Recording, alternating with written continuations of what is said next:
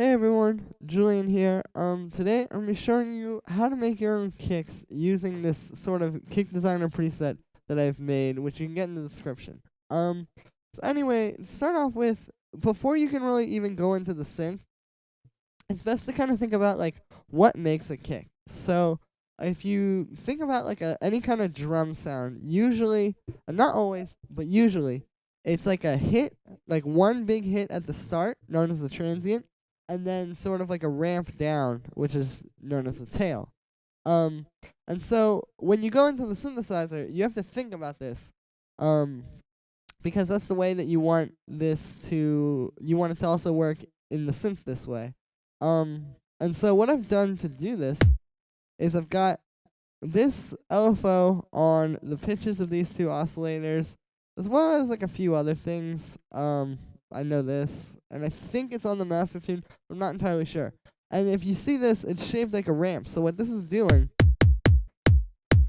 is it's giving us that tight punch at the start. Now, the punch isn't all just from pitching it.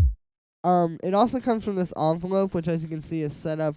It's set up a little bit weird, but you can kind of see what it is. And I can make it longer and shorter with this macro. But essentially, this is what controls the volume. So you want to make this like a very short, sort of like clicky kind of envelope. So that's what I've done here.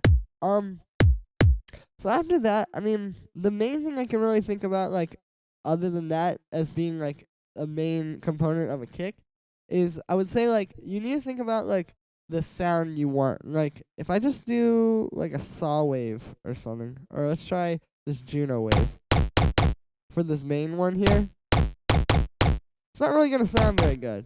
So what you need to do is you need to use like a sine wave, or perhaps a triangle wave, or like even a saw wave that's being like low pass filtered. Anything like that, you just want sort of like I don't want to say dull, but a very like sine wave-y kind of sound.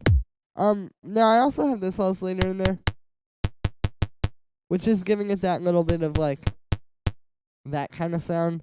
Because this on its own just didn't feel too good, so I threw that on there. And then there's this kick attack 13 as well in the noise, which just helps with that click at the start. So you can see the sound is really mostly a product of what I'm doing with the oscillators.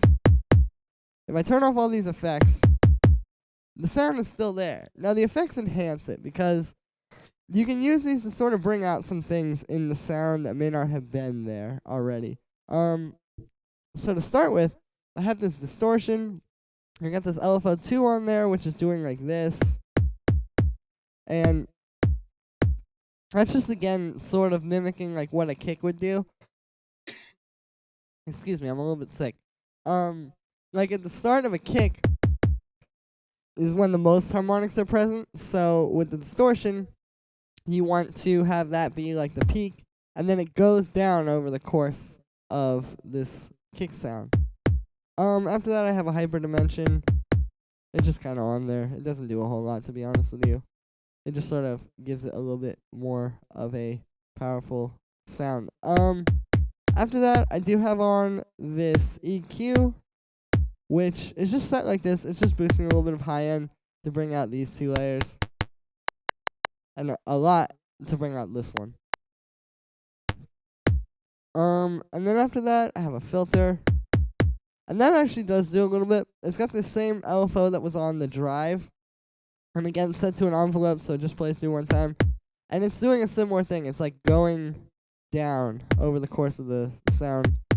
Again, just like I said before, when the kick first hits, that like transient, like I said, the punch is the strongest part harmonically. So that's when you would have the filter all the way open. And then as it goes down, this sort of like over the course of the sound, it's less harmonically rich. So yeah. And then I just have this compressor on there, which is just sort of at the end I'm using that multiband to sort of beef up the low end and the high end a little bit. But that's really it, guys. I mean, the main things here to talk about are sort of like the pitch envelopes, which obviously are very important, the volume envelope, and then just again like thinking about how a kick sounds. Like I said, it's the most harmonically rich at the start. So I have this LFO here, and it goes down over the course of over the course of the song or of the sound. Why am I saying song? I'm a little bit sick. I apologize. But yeah, this low pass filter goes down to sort of mimic that like harmonic transition, I guess. And yeah, that's really it for today, guys. You can get this preset in the description. Let me know what you think about this video. Make sure to like this video, subscribe, share the video, all of that, and I'll see you guys again tomorrow for another tutorial.